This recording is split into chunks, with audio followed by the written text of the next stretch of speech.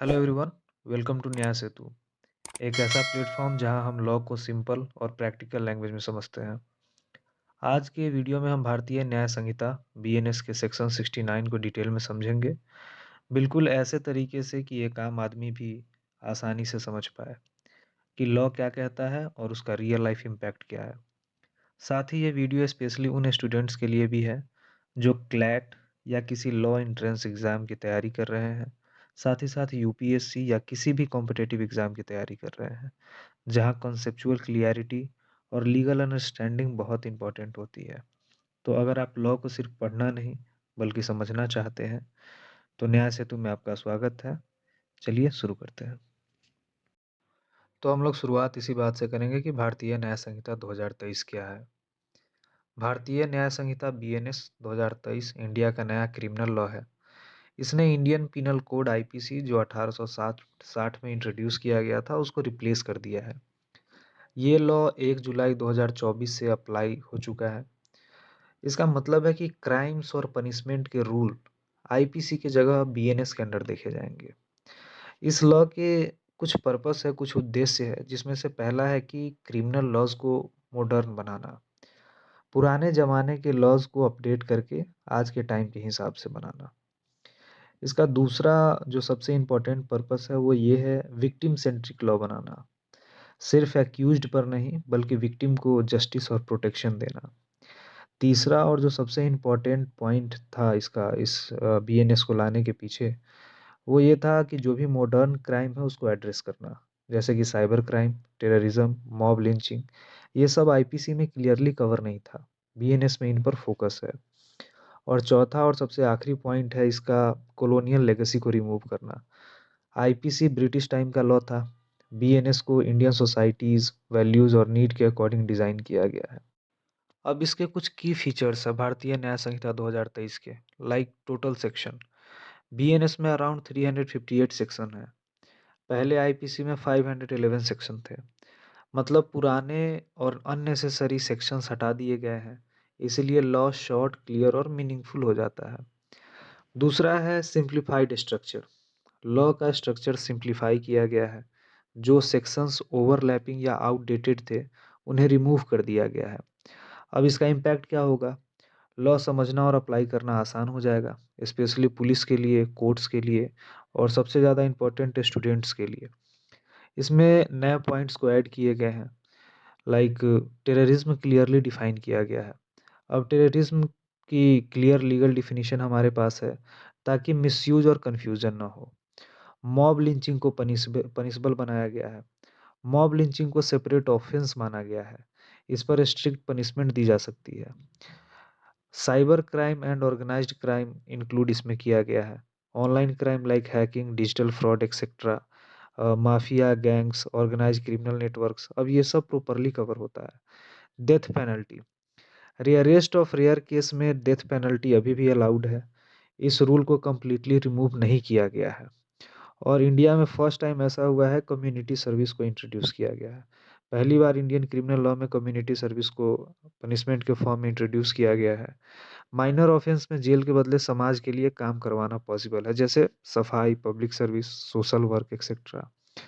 अगर हम लोग देखें तो ओवरऑल जो हमारा बीएनएस है वो सिंपलर है, मॉडर्न है, विक्टिम फोकस्ड है और टेक्नोलॉजी रेडी है। जैसे कि इसमें साइबर वगैरह से रिलेटेड भी क्रिमिनल लॉ को लागू किया गया है, ऐड किया गया है। अब हम लोग सेक्शन 69 बीएनएस को समझते हैं, जिसके बारे में ये पूरा वीडियो है।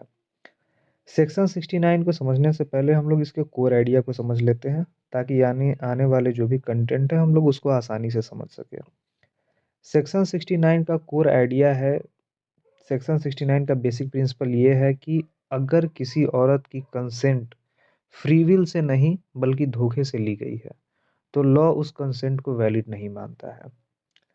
अगर मैं छोटे से एग्जांपल को लेकर के अगर मैं आपको बताऊं, तो औरत ने हाँ बोला, सही बात है, लेकिन गलत इन्फॉर्मेशन के कारण बोला, झूठ, फ्रॉड की वजह से बोला, इसलिए लॉ के हिसाब से ऑफेंस बन जाता है। लॉ एग्जैक्ट क्या कहता है फिर? अगर एक आदमी किसी औरत के साथ सेक्सुअल इंटरकोर्स करता है और वो औरत सिर्फ इसीलिए कंसेंट देती है क्योंकि शादी का झूठा वादा किया गया, जॉब या प्रमोशन का झूठा प्रॉमिस दिया गया, अपनी आइडेंटिटी छुपाकर किसी और के रूप में प्रेज़ेंट किया गया, तो ये सेक्शन 69 के अंडर क्राइम है। अब सेक्शन 69 के कुछ इम्पोर्टेंट एलिमेंट्स हैं, जैसे पहला है सेक्सुअल इंटरकोर्स। सिर्फ़ फ्लर्टिंग या बात करने को लेकर के ये सेक्शन अप्लाई नहीं हो सकता है। एक्चुअल सेक्सुअल रिलेशन होना चाहिए एक लड़का और एक लड़की के बीच में। दूसरा, डिसेप्शन, जिसको कि हिंदी में धोखा देना कहते हैं। ये सेक्शन का हर्ट है। इस कॉन्सेप्ट को समझना बहुत ज़्यादा ज़रूरी है। डिसेप्शन का मतलब होता है झूठ बोलना, गलत प्रॉमिस करना, आइडेंटिटी छुपाकर फ़ायदा उठाना। लॉ ने कुछ स्पेसिफिक कैटेगरी दी है। पहला, फॉल्स प्रॉमिस ऑफ मैरिज। आदमी का इरादा शादी का नहीं था, सिर्फ सेक्स के लिए शादी का नाम यूज़ किया। इसमें 2 पॉइंट को ध्यान रखना बहुत ज़्यादा ज़रूरी है कि हर फेल्ड रिलेशनशिप क्राइम नहीं होता है, और दूसरा, इंटेंशन स्टार्टिंग से ही झूठा होना चाहिए। दूसरा, प्रॉमिस ऑफ जॉब या प्रॉमिस ऑफ प्रमोशन भी कह सकते हैं, प्रमोशन का झांसा देना, जॉब का झांसा देना। आदमी अपने पोजीशन का मिसयूज़ करे, जॉब, पोस्टिंग, प्रमोशन का लालच दे, जबकि वो देने का ऑथोरिटी या इंटेंशन है ही नहीं। तीसरा है फॉल्स आइडेंटिटी, जिसको कि इम्पर्सोनेशन भी बोलते हैं। अपने आप को किसी और के रूप में बताना, जैसे fake officer, fake husband, finance, किसी और का नाम, फ़ोटो, प्रोफ़ेशन यूज़ करना। तीसरा है कंसेंट लेना ओनली बिकॉज़ ऑफ डिसेप्शन, धोखे से। ये सबसे क्रिटिकल पॉइंट है। कोर्ट देखेगी क्या अगर धोखा नहीं होता तो भी औरत कंसेंट देती? अगर जवाब है नहीं तो सेक्शन 69 और स्ट्रॉन्ग हो जाएगा। अगर जवाब है यस मे बी, तो केस वीक हो सकता है यहाँ पे। सेक्शन 69 रेप से बिल्कुल अलग है। रेप को सेक्शन 63 में कवर किया गया है। सेक्शन 69 जो है वो रेप से अलग है। दोनों के बीच में छोटा-सा डिफरेंस है, उस डिफरेंस को भी हम लोग समझ लेते हैं।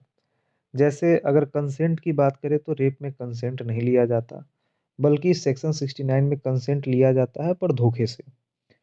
रेप फ़ोर्सफुल होता है, जबकि सेक्शन 69 में फ़ोर्सफुल जैसा कोई चीज़ नहीं होता है। अब हम लोग समझते हैं कि क्यों सेक्शन 69 इंट्रोड्यूस किया गया। आईपीसी के टाइम पे कोर्ट को अलग-अलग इंटरप्रिटेशन करना पड़ता था। Consent by deception clear define नहीं था। तो बीएनएस ने क्या किया कि लॉ को क्लियर बनाया, विक्टिम प्रोटेक्शन स्ट्रॉन्ग की, मिसयूज और कन्फ्यूजन दोनों कम हुआ बीएनएस के अंदर में। अब हम लोग बात करते हैं पनिशमेंट अंडर सेक्शन 69 बीएनएस।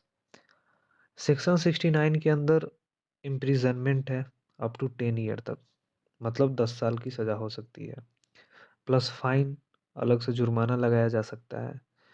अब सबसे समझने वाली बात यह है कि इसमें अप टू का मतलब क्या है? कोर्ट सिचुएशन देखकर डिसाइड करती है। 1 साल भी हो सकता है, 5 साल भी, या फुल 10 साल भी हो सकता है। पनिशमेंट डिसाइड करने के टाइम पे कोर्ट देखती है डिसेप्शन कितना सीरियस है, आदमी का इंटेंशन स्टार्ट से झूठा था या नहीं था, विक्टिम का मेंटल और इमोशनल हार्म कितना हुआ है, एविडेंस स्ट्रेंथ देखता है, जैसे कि चैट है, कॉल है, या कोई विटनेस अगर है तो और भी अच्छी बात है, रिपीटेड ऑफेंस है या फर्स्ट टाइम है। इन सारे चीज़ों को शामिल किया जाता है। देन इस बेस पे डिसाइड किया जाता है कि केस कितना सीरियस है या केस कितना हल्का है। पनिशमेंट समझने के लिए हम लोग एक एग्जांपल के थ्रू समझते हैं। एग्जांपल 1 है कि सीरियस, जिसमें कि सीरियस चार्ज लग जाए, जिसमें कि आदमी शादी का फेक प्रॉमिस करे, पता चले वो ऑलरेडी मैरिड था। इसमें लॉन्ग टर्म एक्सप्लॉइटेशन हुआ फीमेल के साथ।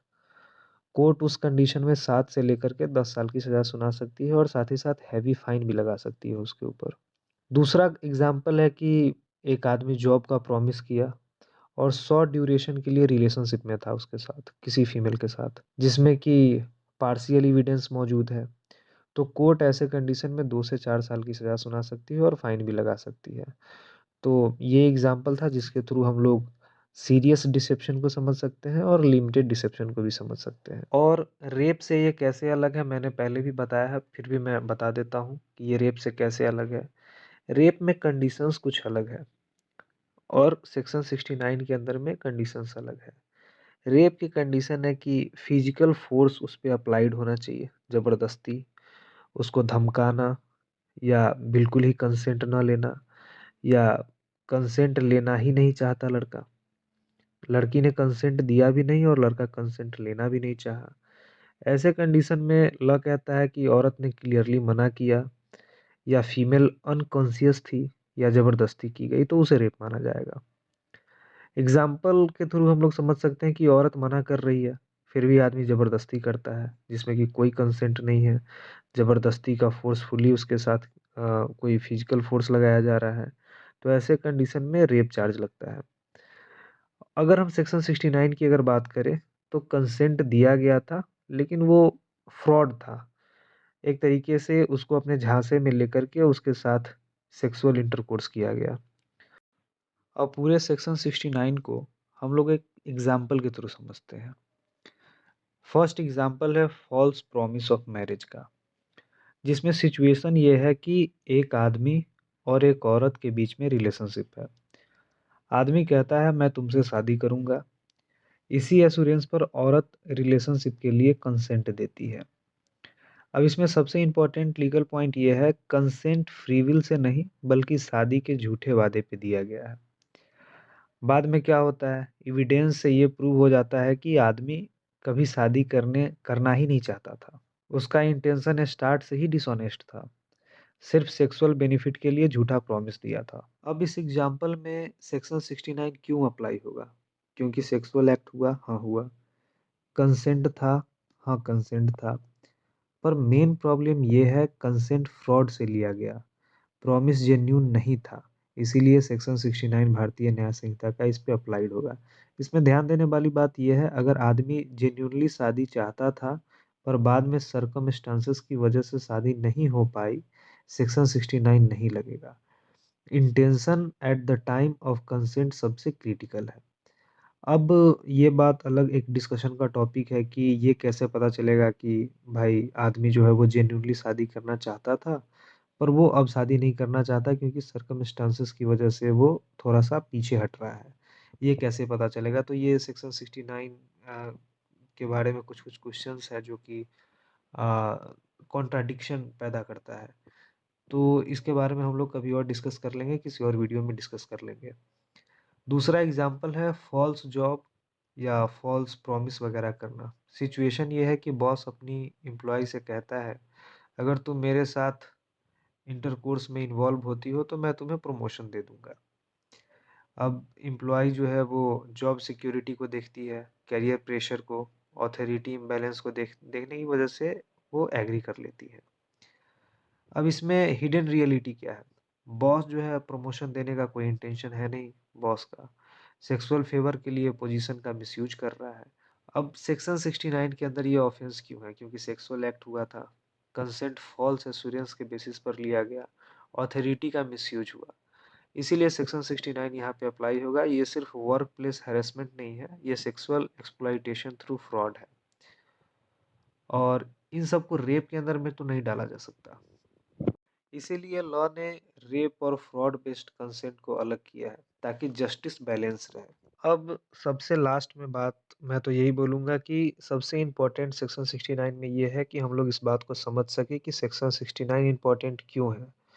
सेक्शन 69 इसीलिए ज़रूरी है क्योंकि वीमेन को सेक्सुअल एक्सप्लॉइटेशन से बचाना, फॉल्स प्रॉमिस को लीगली पनिशेबल बनाना, जेन्युइन रिलेशनशिप को क्रिमिनलाइज होने से बचाना और रेप लॉ को डाइल्यूट होने से रोकना। अब साथ ही साथ इसके साथ-साथ जैसे कि सेक्शन 69 को बनाया गया है, तो बहुत बार दलीलें दी जाती है कि सेक्शन 69 को गलत तरीके ये हमारा फंडामेंटल राइट को वायलेट करता है सेक्शन 69। वो हम लोग किसी और वीडियो में कवर करेंगे कि सेक्शन 69 सही है या गलत है, वो एक पूरी तरीके से अलग डिस्कशन है।